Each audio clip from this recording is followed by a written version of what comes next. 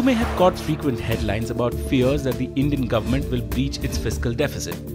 But what is the fiscal deficit and why do we care so much about it? A government is said to run a fiscal deficit when its expenditure is higher than the revenue it generates. In most cases, it covers this gap through borrowings. A fiscal deficit is not always considered bad. Under some conditions, such as an economic slowdown or recession, economists actually recommend that governments run a larger deficit. Higher government spending can boost demand and lift an economy out of the doldrums. This is called pump priming the economy. Running a deficit is also seen as justified for developing economies which may need to spend more to build infrastructure.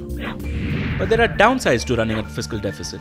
For one, if a government borrows more from the market, the cost of borrowing goes up for everyone, including the government. Also, a fiscal deficit can prove to be inflationary.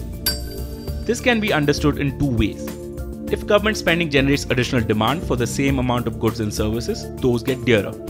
The inflation impact of a budget deficit also depends on whether the deficit is a result of higher spending or lower revenues. Higher deficits can also lead to inflation if a country's central bank monetizes the deficit by buying government bonds. In this scenario, the money supply in an economy increases, which leads to inflation. In India's case, there is one other reason why the government must stick to its fiscal targets. The revised Fiscal Responsibility and Budget Management Act required that the fiscal deficit be brought down to 3% by 2017-18. The government has already pushed this target back by a year, and a continued failure to meet it would dent India's credibility.